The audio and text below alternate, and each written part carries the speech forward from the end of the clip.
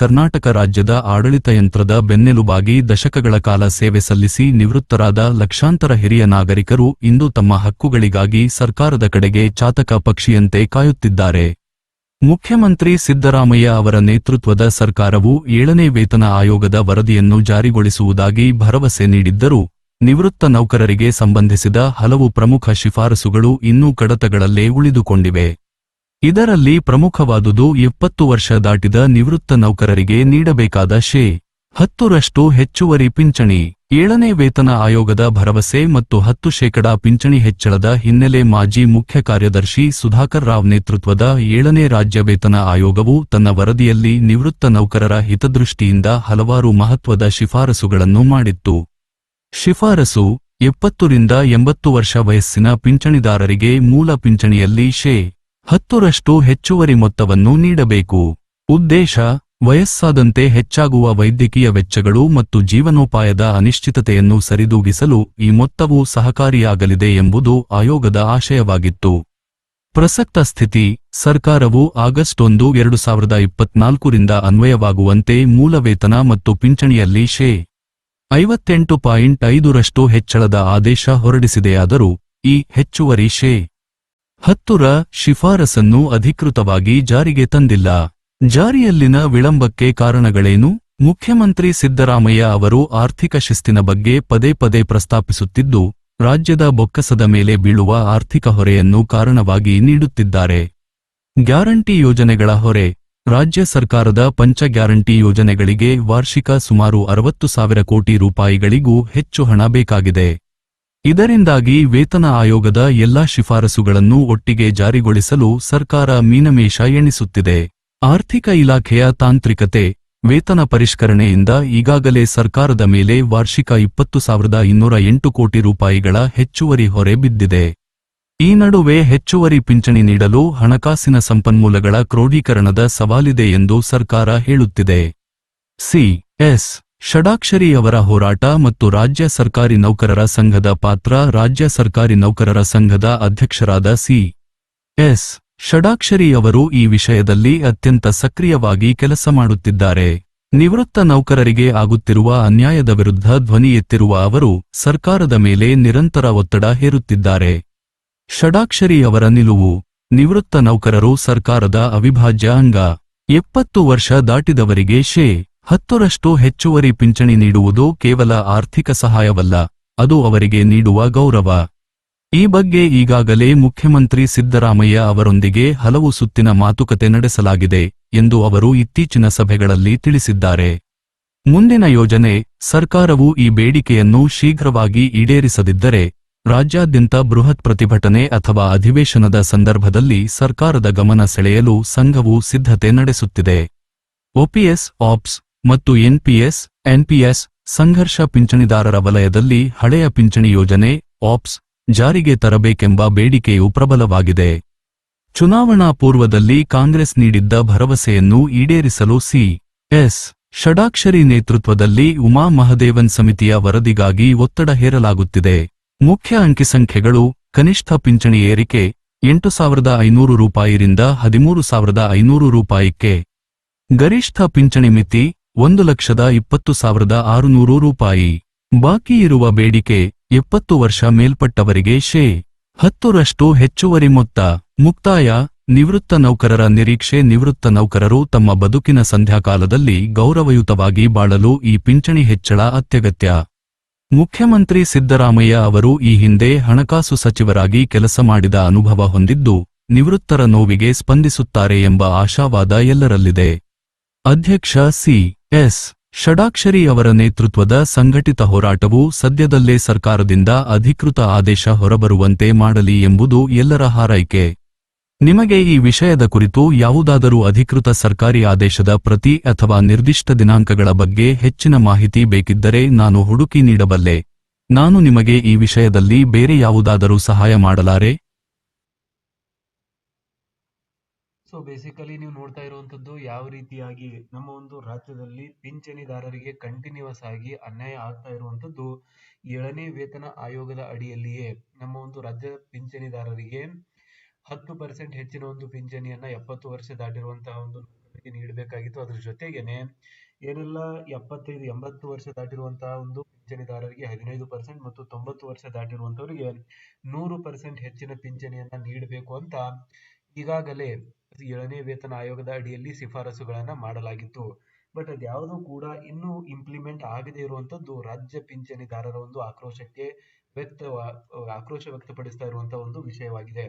ಏನಕ್ಕಂದ್ರೆ ಪಿಂಚಣಿದಾರರು ಎಕ್ಸ್ಪೆಕ್ಟ್ ಮಾಡಿರುವಂತದ್ದು 7ನೇ ವೇತನ ಆಯೋಗದ ಅಡಿಯಲ್ಲಿ ಯಾವ ರೀತಿಯಾಗಿ ನಮ್ಮ ಒಂದು ಸಂಬಳ ಏರಿಕೆ ಮಾಡಲಾಗ್ತಾ ಇದೆ, ಅಂದ್ರೆ ಪ್ರೆಸೆಂಟ್ ಆಗಿ ಕೆಲಸ ಮಾಡುತ್ತಿರುವಂತಹ ಒಂದು ಸರ್ಕಾರಿ ನೌಕರರ ಸಂಬಳ ಯಾವ ರೀತಿಯಾಗಿ ಏರಿಕೆ ಮಾಡಲಾಗ್ತಾ ಇದೆ, ಅದ್ರ ಜೊತೆಗೇನೆ ಪಿಂಚಣಿದಾರರ ಒಂದು ವೇತನದಲ್ಲಿಯೂ ಕೂಡ ವೃದ್ಧಿಯನ್ನ ಮಾಡಲಾಗುತ್ತೆ ಅಂತ ಭಾವಿಸಿದ್ದರು. ಅದ್ರ ಜೊತೆಗೇನೆ ಸಿ.ಎಸ್. ಷಡಕ್ಷರಿ ಅವರು ಕೂಡ ಟೈಮಲ್ಲಿ ಹೇಳಿರುವಂತಹ ಒಂದು ಭರವಸೆಗಳನ್ನ ನಾವು ನೋಡಿದ್ರೆ ಪಿಂಚಣಿದಾರರಿಗೆ ಮತ್ತು ಪ್ರೆಸೆಂಟ್ ಆಗಿ ಕೆಲಸ ಮಾಡುತ್ತಿರುವಂತಹ ಸರ್ಕಾರಿ ನೌಕರರು ಎಲ್ಲರಿಗೂ ಕೂಡ ಈ ಒಂದು 7ನೇ ವೇತನ ಆಯೋಗದ ಲಾಭ ಸಿಗಲಿದೆ ಅಂತಾನೆ ಹೇಳಿದ್ರು. ಸೊ ಇದಾದ್ಮೇಲೆ ಪಿಂಚಣಿದಾರರ ಒಂದು ನಿವೃತ್ತ ನೌಕರರು ಮತ್ತು ಪಿಂಚಣಿದಾರರ ಸಂಘದ ಅಧ್ಯಕ್ಷರಾಗಿರುವಂತಹ ಎಲ್ ಭೈರಪ್ಪನವರು ಕೂಡ ನಮ್ಮ ಒಂದು ಸಿ.ಎಸ್. ಷಡಕ್ಷರಿ ಅವರಿಗೆ ಪತ್ರಗಳನ್ನ ಕೂಡ ಬರೆದಿದ್ದಾರೆ. ಸಿಎಂ ಸಿದ್ದರಾಮಯ್ಯನವರನ್ನ ಕೂಡ ಭೇಟಿ ಮಾಡಿರುವಂತದ್ದು ನಾವು ಮೊದಲು ನೋಡಿದ್ದೇವೆ. ಸೊ ಎಲ್ಲ ಒಂದು ಚರ್ಚೆಗಳಲ್ಲಿ ಬೇಸಿಕಲಿ ಸರ್ಕಾರ ಪಾಸಿಟಿವ್ ಆಗಿ ಸ್ಪಂದನೆಯನ್ನೇ ನೀಡ್ತಾ ಇದೆ. ಆದರೆ ಅದಕ್ಕೆ ತಕ್ಕಂತೆ ರಿಸಲ್ಟ್ಗಳು ಯಾವುದೇ ರೀತಿಯಾಗಿ ಕಾಣ್ತಾ ಇಲ್ಲ. ನಮ್ಮ ಒಂದು ಪಿಂಚಣಿದಾರರಿಗೆ ಸಿಗ್ತಾ ಇರುವಂತಹ ಪಿಂಚಣಿ ಆಗಿರ್ಬೋದು ಅಥವಾ ಫ್ಯಾಮಿಲಿ ಪೆನ್ಷನ್ ಆಗಿರ್ಬೋದು ಇನ್ನೂ ಕೂಡ ವೃದ್ಧಿ ಆಗದೇ ಇರುವಂತದ್ದು ತುಂಬಾನೇ ಕ್ಲಿಷ್ಟಕರ ವಿಷಯವಾಗಿರುವಂತದ್ದು. ಸೊ ಆ ಒಂದು ನಿಟ್ಟಿನಲ್ಲಿ ರೀಸೆಂಟ್ ಆಗಿ ಸಿಎಂ ಸಿದ್ದರಾಮಯ್ಯವರನ್ನ ಭೇಟಿ ಮಾಡಿರುವಂತಹ ಸಿ.ಎಸ್. ಷಡಕ್ಷರಿ ಅವರು ನಮ್ಮ ಒಂದು ರಾಜ್ಯದಲ್ಲಿ ನಮ್ಮ ಸರ್ಕಾರಿ ನೌಕರರ ಬೇಡಿಕೆಯಂತೆ 7ನೇ ವೇತನ ಆಯೋಗವನ್ನ ನೀವು ಇಂಪ್ಲಿಮೆಂಟ್ ಮಾಡಿಕೊಟ್ಟಿದ್ದೀರಾ. ಆ ಒಂದು ವಿಷಯದಲ್ಲಿ ನಿಮಗೆ ಧನ್ಯವಾದಗಳನ್ನ ನಾವು ಹೇಳಕ್ ಬಯಸ್ತೀವಿ. ಆದರೆ ನಮ್ಮ ಒಂದು ಪಿಂಚಣಿದಾರರ ಬಹುದಿನಗಳ ಬೇಡಿಕೆ ಆಗಿರುವಂತಹ ಏನು ವರ್ಷಗಳಿಗೆ ಸಂಬಂಧಿಸಿದಂತೆ 70 ವರ್ಷ ದಾಟಿರುವಂತಹ ಪಿಂಚಣಿದಾರರಿಗೆ 10% ಹೆಚ್ಚಿನ ಪಿಂಚಣಿ, ಅದೇ ರೀತಿಯಾಗಿ 80 ವರ್ಷ ದಾಟಿರುವಂತಹ ಪಿಂಚಣಿದಾರರಿಗೆ 15% ಮತ್ತು 90 ವರ್ಷ ದಾಟಿರುವಂತಹ ಪಿಂಚಣಿದಾರರಿಗೆ ಸುಮಾರು 100% ಇಲ್ಲಿ ಹೆಚ್ಚಿನ ಒಂದು ಪಿಂಚಣಿಯನ್ನ ನೀಡಬೇಕು ಅಂತ ಏನು ಮೊದಲಿನಿಂದಲೂ ಬೇಡಿಕೆಯನ್ನ ಇಡಲಾಗ್ತಾ ಇದೆ. ಆ ಒಂದು ಬೇಡಿಕೆಯನ್ನ ಯಾವಾಗ ಸರ್ಕಾರ ಈಡೇರಿಸಲಿದೆ, ಯಾವಾಗ ಅದಕ್ಕೆ ನೀವು ಗ್ರೀನ್ ಸಿಗ್ನಲ್ ಅನ್ನ ನೀಡ್ತೀರಾ ಮತ್ತು ಯಾವಾಗ ಆಕ್ಚುಯಲ್ ಆಗಿ ನಮ್ಮ ಒಂದು ಪಿಂಚಣಿದಾರರ ಖಾತೆಗೆ ಹೆಚ್ಚಿನ ಮೊತ್ತ ಬಂದು ಸೇರಲಿದೆ, ಈ ಒಂದು ವಿಷಯಗಳಿಗೆ ಸಂಬಂಧಿಸಿದಂತೆ ಚರ್ಚೆಯನ್ನ ಮಾಡಲಾಗಿದೆ. ಸೊ ಅದಕ್ಕೆ ಸಿಎಂ ಸಿದ್ದರಾಮಯ್ಯನವರು ಕೂಡ ಪಾಸಿಟಿವ್ ಆಗಿ ಸ್ಪಂದನೆಯನ್ನ ನೀಡಿದ್ದಾರೆ ಅಂತ ಹೇಳಲಾಗ್ತಾ ಇದೆ. ಅಂಡ್ ಮುಂಬರುವ ದಿನಗಳಲ್ಲಿ ಅದಕ್ಕೆ ಸಂಬಂಧಿಸಿದಂತೆ ಅಫಿಷಿಯಲ್ ಆಗಿರುವಂತಹ ಒಂದು ಕರ್ನಾಟಕ ಸರ್ಕಾರದ ಕಡೆಯಿಂದ ಕರ್ನಾಟಕ ಸರ್ಕಾರ ನಡಾವಳಿಗಳ ಒಂದು ಪತ್ರವನ್ನ ರಿಲೀಸ್ ಮಾಡುವ ಮುಖಾಂತರ ರಾಜ್ಯದ ಎಲ್ಲ ಒಂದು ಪಿಂಚಣಿದಾರರಿಗೆ ಏನು 70 ವರ್ಷ ದಾಟಿರುವಂತಹ ಪಿಂಚಣಿದಾರರಿದ್ದಾರೆ ಅವರಿಗೆ ಇಲ್ಲಿ ಆಗ್ತಾ ಇರುವಂತಹ ಅನ್ಯಾಯವನ್ನ ನಾವು ಸರಿಪಡಿಸ್ತೀವಿ ಅನ್ನೋ ಒಂದು ವಿಷಯವನ್ನ ಕೂಡ ಹೇಳಿದ್ದಾರೆ. ಆದರೆ ಈ ಒಂದು ವಿಷಯ ತುಂಬಾ ಸತಿ ಈ ರೀತಿಯಾಗಿ ಆಗಿದೆ. ಅಂದ್ರೆ ಮೊದಲು ಕೂಡ ಇದ್ರ ಮೇಲೆ ಡಿಸ್ಕಷನ್ಸ್ ಗಳು ಆಲ್ರೆಡಿ ಆಗಿದೆ, ಇದ್ರ ಮೇಲೆ ತುಂಬಾ ಸತಿ ಮೀಟಿಂಗ್ಸ್ ಗಳು ಕೂಡ ಆಗಿದೆ. ಅಂಡ್ ಸರ್ಕಾರ ಯಾವತ್ತೂ ಕೂಡ ನಾವು ಕೊಡಂಗಿಲ್ಲ ಅಂತ ಹೇಳ್ತಿಲ್ಲ, ಕೊಡುತ್ತೆ ಅಂತಾನೆ ಹೇಳ್ತಾ ಇದೆ. ಆದರೆ ಯಾವಾಗ ಆಕ್ಚುಯಲ್ ಆಗಿ ಸರ್ಕಾರಿ ನೌಕರರ ಖಾತೆಗೆ ಈ ಒಂದು ಹಣ ಬಂದು ಸೇರಲಿದೆ, ಯಾವಾಗ ಪಿಂಚಣಿದಾರರ ಒಂದು ಪಿಂಚಣಿ ಏರಲಿದೆ ಮತ್ತು ಯಾವಾಗ ಫ್ಯಾಮಿಲಿ ಪೆನ್ಷನರ್ಸ್ ಗಳ ಒಂದು ಫ್ಯಾಮಿಲಿ ಪೆನ್ಷನ್ ಏರಲಿದೆ, ಈ ಒಂದು ವಿಷಯ ತುಂಬಾನೇ ಇಂಪಾರ್ಟೆಂಟ್ ಆಗಿದೆ. ಏನಕ್ಕಂದ್ರೆ 70 ವರ್ಷ ದಾಟಿರುವಂತಹ ಸಾವಿರಾರು ಪಿಂಚಣಿದಾರರು, ಲಕ್ಷಾಂತರ ಪಿಂಚಣಿದಾರರು ನಮ್ಮ ಒಂದು ರಾಜ್ಯದಲ್ಲಿ ಇದ್ದಾರೆ. ಆದರೆ ನಮ್ಮ ಒಂದು ರಾಜ್ಯದಲ್ಲಿ ಈ ಒಂದು ಇಂಪ್ಲಿಮೆಂಟೇಷನ್ ಇನ್ನೂ ಕೂಡ ಆಗಿಲ್ಲ. ನೀವು ಬೇರೆ ರಾಜ್ಯಗಳಿಗೆ ಕಂಪೇರ್ ಮಾಡಿದ್ರೆ ಆಲ್ರೆಡಿ ತೆಲಂಗಾಣ, ತಮಿಳುನಾಡು ಮತ್ತು ಆಂಧ್ರ ಪ್ರದೇಶ್ ಈ ರೀತಿಯಾದಂತಹ ರಾಜ್ಯಗಳಲ್ಲಿ ದೂರ ಇರುವಂತಹ ರಾಜ್ಯಗಳಲ್ಲ, ನಮ್ಮ ಒಂದು ಸುತ್ತಮುತ್ತ ಇರುವಂತಹ ರಾಜ್ಯಗಳಲ್ಲಿಯೇ ಆಲ್ರೆಡಿ 70 ವರ್ಷ ದಾಟಿರುವಂತಹ ಪಿಂಚಣಿದಾರರಿಗೆ 15-20% ಹೆಚ್ಚಿನ ಒಂದು ಪಿಂಚಣಿಯನ್ನ ನೀಡಲಾಗ್ತಾ ಇದೆ. ಅಲ್ಲಿ ಆಲ್ರೆಡಿ ಇಂಪ್ಲಿಮೆಂಟ್ ಆಗಿರುವಂತದ್ದನ್ನ ನಮ್ಮ ಒಂದು ರಾಜ್ಯದಲ್ಲಿ ಇಂಪ್ಲಿಮೆಂಟ್ ಮಾಡಿ ಅಂತ ರಾಜ್ಯ ಸರ್ಕಾರಿ ನೌಕರರು ಮತ್ತು ಪಿಂಚಣಿದಾರರು ಇಲ್ಲಿ ಕೇಳ್ತಾ ಇರುವಂತದ್ದು. ಆದರೂ ಕೂಡ ಸರ್ಕಾರದ ಕಡೆಯಿಂದ ಒಂದು ಪಾಸಿಟಿವ್ ಆಗಿರುವಂತಹ ರೆಸ್ಪಾನ್ಸ್ ಬಂದಿದೆ. ಆದರೂ ಅದನ್ನ ಅಫಿಷಿಯಲ್ ಆಗಿ ಇಂಪ್ಲಿಮೆಂಟ್ ಮಾಡೋ ನಿಟ್ಟಿನಲ್ಲಿ ಸರ್ಕಾರದ ಕಡೆಯಿಂದ ಒಂದು ಆದೇಶವಾಗಲಿ ಅಥವಾ ಸರ್ಕಾರದ ಕಡೆಯಿಂದ ಒಂದು ಕಮಿಟಿ ಆಗಲಿ ಇನ್ನೂ ಕೂಡ ಇಂಪ್ಲಿಮೆಂಟ್ ಆಗದೇ ಇರುವಂತದ್ದು ಸರ್ಕಾರಿ ನೌಕರರ ಒಂದು ಚಿಂತೆಗೆ ಕಾರಣವಾಗಿದೆ.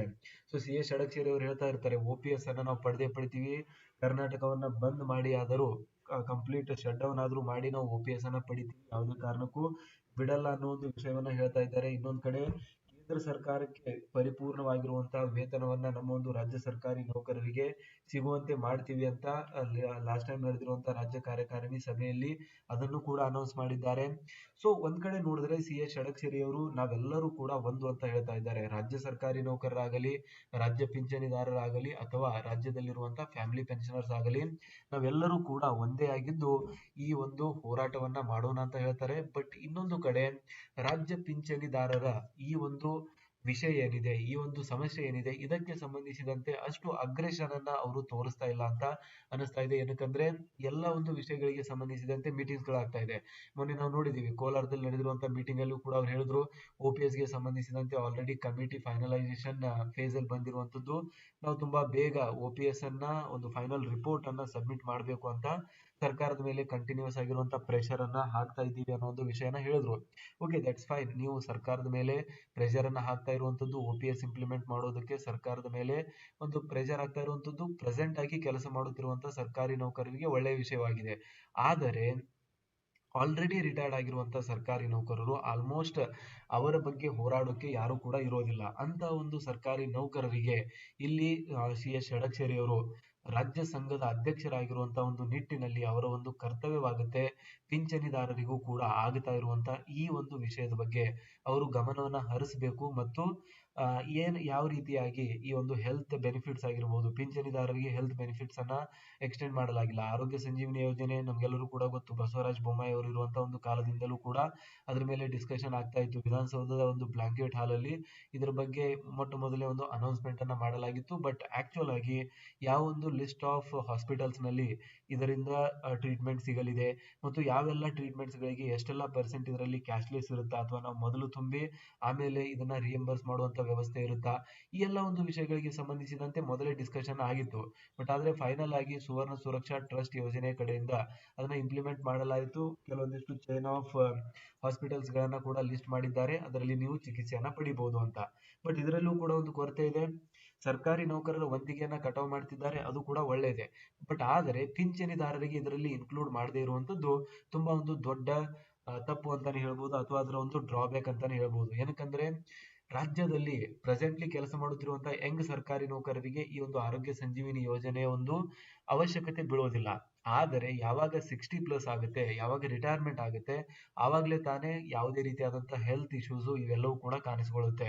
ಸೊ ಅಂತ ಒಂದು ಟೈಮ್ ಅಲ್ಲಿ ಆರೋಗ್ಯ ಸಂಜೀವಿನಿ ಯೋಜನೆ ಹೆಲ್ಪ್ ಆಗುತ್ತೆ ಅಂತ ಅಂದ್ಕೊಂಡು ಮಾಡಿದ್ರೆ ಆ ಒಂದು ಯೋಜನೆ ಆವಾಗಲೇ ಕೈ ಬಿಟ್ಟಿದ್ದಾರೆ. ಸೊ ಅದರರ್ಥ ಪಿಂಚಣಿದಾರರನ್ನು ಕೂಡ ಈ ಒಂದು ಯೋಜನೆಗೆ ಒಳಪಡಿಸಬೇಕು, ಅವರನ್ನ ಹೊರಗೆ ಇಡಬಾರದು ಅನ್ನೋದು ಸರ್ಕಾರಿ ಪಿಂಚಣಿದಾರರ ಒಂದು ಬೇಡಿಕೆಯಾಗಿದೆ. ಆ ಎಲ್ಲಾ ಬೇಡಿಕೆಗಳ ಹೊರತಾಗಿಯೂ ಕೂಡ ಇನ್ನೊಂದು ಇಂಪಾರ್ಟೆಂಟ್ ಆಗಿರುವಂತಹ ಬೇಡಿಕೆ ಅಂದ್ರೆ ನಮ್ಮ ಒಂದು ರಾಜ್ಯದಲ್ಲಿರುವಂತಹ ಪಿಂಚಣಿದಾರರಿಗೆ 10% ಹೆಚ್ಚಿನ ಪಿಂಚಣಿ, 70 ಇಯರ್ಸ್ ಅಬೋ ಇರುವಂತವರಿಗೆ 10%, 80 ಇಯರ್ಸ್ 85 ಇಯರ್ಸ್ ಅಬೋ ಇರುವಂತವರಿಗೆ 20 ಮತ್ತು 90 ಇಯರ್ಸ್ ಅಬೋ ಇರುವಂತವರಿಗೆ 100% ಹೆಚ್ಚಿನ ಒಂದು ಪಿಂಚಣಿಯನ್ನ 7ನೇ ವೇತನ ಆಯೋಗದ ಒಂದು ಅನುಷ್ಠಾನ ವರದಿಯ ಪ್ರಕಾರ ನೀಡಬೇಕಾಗಿತ್ತು. ಬಟ್ ಅದನ್ನ ಇನ್ನೂ ಕೂಡ ಯಾಕೆ ಇಂಪ್ಲಿಮೆಂಟ್ ಮಾಡಿಲ್ಲ, ಅದರಿಂದ ಆಗುವಂತ ಒಂದು ದುಷ್ಪರಿಣಾಮಗಳು ಎಲ್ಲದರಗಳು ಕೂಡ ಇಲ್ಲಿ ನಾವು ನೋಡ್ತಾ ಇದ್ದೇವೆ. ಸೊ ಕರ್ನಾಟಕ ರಾಜ್ಯದ ಲಕ್ಷಾಂತರ ಸರ್ಕಾರಿ ನಿವೃತ್ತ ನೌಕರರ ಬಹುದಿನಗಳ ಬೇಡಿಕೆ ಆಗಿರುವಂತಹ 10% ಹೆಚ್ಚುವರಿ ಪಿಂಚಣಿ ಮತ್ತು 7ನೇ ವೇತನ ಆಯೋಗದ ಪೂರ್ಣ ಪ್ರಮಾಣದ ಅನುಷ್ಠಾನದ ಕುರಿತು ಇಲ್ಲಿ ಇಂಪಾರ್ಟೆಂಟ್ ಆಗಿರುವಂತಹ ಒಂದು ಡಿಸ್ಕಷನ್ ನ, ಒಂದು ಇಂಪಾರ್ಟೆಂಟ್ ಆಗಿರುವಂತಹ ವಿಡಿಯೋನ ಇವತ್ತು ನಾವು ನೋಡ್ತಾ ಇದ್ದೇವೆ. ಕರ್ನಾಟಕದ ನಿವೃತ್ತ ಸರ್ಕಾರಿ ನೌಕರರು 10% ಪಿಂಚಣಿ ಹೆಚ್ಚಳ, ಭರವಸೆ ಮತ್ತು ವಾಸ್ತವದ ನಡುವೆ ಒಂದು ವಿಶ್ಲೇಷಣೆಯನ್ನ ಇವತ್ತಿನ ಒಂದು ವಿಡಿಯೋದಲ್ಲಿ ನಾವು ನೋಡೋಣ. ಭರವಸೆ ಏನ್ ಕೊಡಲಾಗಿತ್ತು ಮತ್ತು ವಾಸ್ತವದಲ್ಲಿ ಯಾವ ರೀತಿಯಾದಂತಹ ಒಂದು ಅಪ್ಡೇಟ್ಗಳು ನಮಗೆ ಬರ್ತಾ ಇದೆ, ಅದ್ರ ಬಗ್ಗೆ ಇವತ್ತಿನ ಒಂದು ವಿಡಿಯೋದಲ್ಲಿ ನಾವು ಸಂಪೂರ್ಣವಾಗಿರುವಂತಹ ಚರ್ಚೆಯನ್ನ ಮಾಡೋಣ. ಸೊ ಹಾಗಾಗಿ ವಿಡಿಯೋನ ಕೊನೆವರೆಗೆ ನೋಡಿ ಮತ್ತು ದಯವಿಟ್ಟು ಯಾರು ಕೂಡ ಸ್ಕಿಪ್ ಮಾಡಬೇಡಿ, ಯಾಕಂದ್ರೆ ತುಂಬಾ ಇಂಪಾರ್ಟೆಂಟ್ ಆಗಿರುವಂತಹ ಮಾಹಿತಿಯನ್ನ ನಾವು ನಿಮ್ಮೊಂದಿಗೆ ಶೇರ್ ಮಾಡ್ತಾ ಇದ್ದೇವೆ. ಸೊ ಹಾಗಾಗಿ ಈ ಒಂದು ಮಾಹಿತಿಯನ್ನ ದಯವಿಟ್ಟು ಯಾರು ಕೂಡ ಸ್ಕಿಪ್ ಮಾಡಬೇಡಿ ಮತ್ತು ಚಾನೆಲ್ನ ಇನ್ನೂ ಸಬ್ಸ್ಕ್ರೈಬ್ ಆಗಿಲ್ಲ ಅಂದ್ರೆ ದಯವಿಟ್ಟು ಸಬ್ಸ್ಕ್ರೈಬ್ ಮಾಡ್ಕೊಳ್ಳಿ. ಸರ್ಕಾರಿ ನೌಕರರು ಮತ್ತು ಪಿಂಚಣಿದಾರರಿಗೆ ಉಪಯುಕ್ತವಾಗಿರುವಂತಹ ಮಾಹಿತಿಯನ್ನ ನಾವು ಡೇ ಟು ಡೇ ಕೊಡ್ತಾ ಇರ್ತೀವಿ. ಸೊ ಹಾಗಾಗಿ ಮಾಹಿತಿಯನ್ನ ಎಲ್ಲೂ ಕೂಡ ಸ್ಕಿಪ್ ಮಾಡದೆ ಈ ಒಂದು ಇನ್ಫಾರ್ಮೇಶನ್ ಅನ್ನ ಕಂಪ್ಲೀಟ್ ಆಗಿ ವಾಚ್ ಮಾಡಿ ಅಂತ ನಾವು ಹೇಳ್ತಾ ಇರುವಂತದ್ದು. ಸೊ ಬೇಸಿಕಲಿ ಫರ್ದರ್ ಡೀಟೇಲ್ಸ್ ಅನ್ನ ನಾವು ನೋಡ್ತಾ ಹೋದ್ರೆ, ನೀವು ನೋಡ್ತಾ ಇರುವಂತದ್ದು ಫರ್ದರ್ ಡೀಟೇಲ್ಸ್ ಯಾವ ರೀತಿಯಾಗಿದೆ ಅಂತ. ಸೊ ನೆಕ್ಸ್ಟ್ ನೀವು ನೋಡ್ತಾ ಇದ್ದೀರಾ ಇಲ್ಲಿ ಕರ್ನಾಟಕ ರಾಜ್ಯದ ಆಡಳಿತ ಯಂತ್ರದ ಬೆನ್ನೆಲುಬಾಗಿರುವಂತಹ ದಶಕಗಳ ಕಾಲ ಸೇವೆ ಸಲ್ಲಿಸಿ ನಿವೃತ್ತರಾದ ಲಕ್ಷಾಂತರ ಹಿರಿಯ ನಾಗರಿಕರು ಇಂದು ತಮ್ಮ ಹಕ್ಕುಗಳಿಗಾಗಿ ಸರ್ಕಾರದ ಕಡೆಗೆ ಚಾತಕ ಪಕ್ಷಿಯಂತೆ ಕಾಯುತ್ತಿದ್ದಾರೆ. ಮುಖ್ಯಮಂತ್ರಿ ಸಿದ್ದರಾಮಯ್ಯ ಅವರ ನೇತೃತ್ವದ ಸರ್ಕಾರವು 7ನೇ ವೇತನ ಆಯೋಗದ ವರದಿಯನ್ನ ಜಾರಿಗೊಳಿಸುವುದಾಗಿ ಭರವಸೆ ನೀಡಿದ್ದರೂ ನಿವೃತ್ತ ನೌಕರರಿಗೆ ಸಂಬಂಧಿಸಿದ ಹಲವು ಪ್ರಮುಖ ಶಿಫಾರಸುಗಳು ಇನ್ನೂ ಕಡತಗಳಲ್ಲಿಯೇ ಉಳಿದುಕೊಂಡಿವೆ. ಇದರಲ್ಲಿ ಪ್ರಮುಖವಾದದ್ದು 70 ವರ್ಷ ದಾಟಿದ ನಿವೃತ್ತ ನೌಕರರಿಗೆ ನೀಡಬೇಕಾದ ಶೇಕಡಾ 10ರಷ್ಟು ಹೆಚ್ಚುವರಿ ಪಿಂಚಣ. 7ನೇ ವೇತನ ಆಯೋಗದ ವರದಿಯಲ್ಲಿ ಆಲ್ರೆಡಿ ಇದನ್ನ ಇಂಪ್ಲಿಮೆಂಟ್ ಮಾಡುವಂತೆ ಆದೇಶವನ್ನ ಮಾಡಲಾಗಿತ್ತು. ಆ ಒಂದು ಕಡತವನ್ನ ಸರ್ಕಾರ ಮಂಜೂರು ಕೂಡ ಮಾಡಿತ್ತು. ಬಟ್ ಆದರೆ ಇನ್ನೂ ಕೂಡ ಇದು ಆ ಒಂದು ಕಡತಗಳಲ್ಲಿಯೇ ಉಳಿದಿದೆ ಹೊರತು ಸರ್ಕಾರಿ ನೌಕರರ ಒಂದು ಖಾತೆಗೆ ಈ ಒಂದು ಹಣ ಇನ್ನೂ ಕೂಡ ಬಂದಿರುವಂತದ್ದಿಲ್ಲ ಮತ್ತು ಅವರಿಗೆ ಇದರ ಒಂದು ಬೆನಿಫಿಟ್ ಇನ್ನೂ ಕೂಡ ಸಿಕ್ಕಿರುವುದಿಲ್ಲ. ಸೊ ಹಾಗಾಗಿ ಸರ್ಕಾರಿ ನೌಕರರು ಮತ್ತು ಪಿಂಚಣಿದಾರರು ಈ ಒಂದು ವಿಷಯಕ್ಕೆ ಸಂಬಂಧಿಸಿದಂತೆ ಸರ್ಕಾರದ ಕಡೆ ಚಾತಕ ಪಕ್ಷಿಯಂತೆ ವೇಟ್ ಮಾಡ್ತಾ ಇದ್ದಾರೆ. ಯಾವಾಗ ಇದನ್ನ ಇಂಪ್ಲಿಮೆಂಟ್ ಮಾಡಲಾಗುತ್ತೆ, ಯಾಕೆ ಇದರಲ್ಲಿ ಡಿಲೇ ಮಾಡಲಾಗ್ತಾ ಇದೆ. ಸೊ ಎಲ್ಲವನ್ನು ಕೂಡ ಇಂಪ್ಲಿಮೆಂಟ್ ಮಾಡಿದ್ದಾರೆ. ಬಟ್ ಆದರೆ ಈ ಒಂದು ವಿಷಯವನ್ನ ಮಾತ್ರ ಯಾಕೆ ಇಷ್ಟೊಂದು ಡಿಲೇ ಮಾಡಲಾಗ್ತಾ ಇದೆ, ಸರ್ಕಾರದ ಬಗ್ಗೆ ಇದಕ್ಕೆ ಸಂಬಂಧಿಸಿದಂತೆ ಸರ್ಕಾರಿ ನೌಕರರು ತುಂಬಾನೇ ಆಕ್ರೋಶವನ್ನ ವ್ಯಕ್ತಪಡಿಸ್ತಾ ಇರುವಂತದ್ದು ನಾವು ನೋಡ್ತಾ ಇದ್ದೇವೆ. ಸೋಷಿಯಲ್ ಮೀಡಿಯಾ ಆಗಿರ್ಲಿ, ಯೂಟ್ಯೂಬ್ ಆಗಿರ್ಲಿ ಮತ್ತು ಪ್ರಿಂಟ್ ಮೀಡಿಯಾ ಆಗಿರಲಿ, ಎಲ್ಲ ಒಂದು ಪ್ಲಾಟ್ಫಾರ್ಮ್ಗಳಲ್ಲಿ ಕಂಟಿನ್ಯೂಸ್ ಆಗಿ ಸರ್ಕಾರ ಯಾಕೆ ಈ ಒಂದು ವಿಷಯಕ್ಕೆ ಸಂಬಂಧಿಸಿದಂತೆ ಇಷ್ಟು ಮೀನಮೇಷ ಎನಿಸ್ತಾ ಇದೆ ಅನ್ನೋದನ್ನ ಇಲ್ಲಿ ಕಂಟಿನ್ಯೂಸ್ ಆಗಿ ಹೇಳಲಾಗ್ತಾ ಇದೆ. ಸೊ ಇದಾದ್ಮೇಲೆ ನೆಕ್ಸ್ಟ್ ಅಂದ್ರೆ ಯಾವ ರೀತಿಯಾದಂತಹ ಡೀಟೇಲ್ಸ್ ಇದೆ ಅಂತ ನೋಡೋಣ. 7ನೇ ವೇತನ ಆಯೋಗದ ಭರವಸೆ ಮತ್ತು 10% ಪಿಂಚಣಿ ಹೆಚ್ಚಳದ ಹಿನ್ನೆಲೆ, ಯಾವ ರೀತಿಯಾದಂತಹ ಭರವಸೆಯನ್ನ ನೀಡಲಾಗಿತ್ತು, ಅದರ ಒಂದು ಹಿನ್ನೆಲೆ ಏನಿದೆ ಅಂತ ನಾವು ನೋಡೋದಾದ್ರೆ, ಮಾಜಿ ಮುಖ್ಯ ಕಾರ್ಯದರ್ಶಿ ಸುಧಾಕರ್ ರಾವ್ ನೇತೃತ್ವದ 7ನೇ ರಾಜ್ಯ ವೇತನ ಆಯೋಗವು ತನ್ನ ವರದಿಯಲ್ಲಿ ನಿವೃತ್ತ ನೌಕರರ ಹಿತದೃಷ್ಟಿಯಿಂದ ಹಲವಾರು ಮಹತ್ವದ ಶಿಫಾರಸುಗಳನ್ನ ಮಾಡಿತ್ತು. ಒಂದನೇ ಶಿಫಾರಸು ಅಂದ್ರೆ 70ರಿಂದ 80 ವರ್ಷ ವಯಸ್ಸಿನ ಪಿಂಚಣಿದಾರರಿಗೆ ಮೂಲ ಪಿಂಚಣಿಯಲ್ಲಿ ಶೇಕಡಾ 10ರಷ್ಟು ಹೆಚ್ಚುವರಿ ಮೊತ್ತವನ್ನ ನೀಡಬೇಕು. ಇದು ಮೊದಲನೇ ಒಂದು ಶಿಫಾರಸು ನಾವು ನೋಡೋದಾದ್ರೆ ಒಂದು ಪಿಂಚಣಿದಾರರಿಗೆ ಸಂಬಂಧಿಸಿದಂತೆ 70ರಿಂದ 80 ವರ್ಷ ಏನ್ ಪಿಂಚಣಿದಾರರಿದ್ದಾರೆ, ವಯಸ್ಸಾಗಿರುವಂತಹ ಪಿಂಚಣಿದಾರರಿದ್ದಾರೆ, ಅವರಿಗೆ 10% ಹೆಚ್ಚುವರಿ ಮೊತ್ತವನ್ನ ನೀಡಬೇಕು ಅಂತ ಮೊಟ್ಟ ಮೊದಲನೇ ಒಂದು ಶಿಫಾರಸನ್ನ ಮಾಡಲಾಗಿತ್ತು. ಆಲ್ರೆಡಿ ಇದು 7ನೇ ವೇತನ ಆಯೋಗದ ಅಡಿಯಲ್ಲಿ ಮಾಡಲಾಗಿರುವಂತಹ ಶಿಫಾರಸು ಆಗಿದೆ. ಇದಾದ್ಮೇಲೆ ಉದ್ದೇಶ ವಯಸ್ಸಾದಂತೆ ಹೆಚ್ಚಾಗುವ ಒಂದು ವೈದ್ಯಕೀಯ ವೆಚ್ಚಗಳು ಮತ್ತು ಜೀವನೋಪಾಯದ ಅನಿಶ್ಚಿತತೆಯನ್ನ ಸರಿದೂಗಿಸಲು ಈ ಮೊತ್ತವು ಸಹಕಾರಿಯಾಗಲಿದೆ ಎಂಬುದು ಆಯೋಗದ ಒಂದು ಆಶಯವಾಗಿತ್ತು. ಏನೊಂದು ಕಮಿಟಿಯನ್ನ ರಚನೆ ಮಾಡಲಾಗಿತ್ತು. ಆ ಒಂದು ಕಮಿಟಿಯ ಉದ್ದೇಶ ಏನಾಗಿತ್ತು ಅಂದ್ರೆ, ಯಾವಾಗ ವಯಸ್ಸು 70ರಿಂದ 80 ವರ್ಷ ಆಗುತ್ತೆ ಅಂತ ಒಂದು ಟೈಮಲ್ಲಿ ವೈದ್ಯಕೀಯ ವೆಚ್ಚಗಳಾಗಿರ್ಬೋದು, ಇನ್ನಿತರ ವೆಚ್ಚಗಳಾಗಿರ್ಬೋದು, ಎಲ್ಲವೂ ಕೂಡ ಜಾಸ್ತಿ ಆಗ್ತಾ ಹೋಗುತ್ತೆ.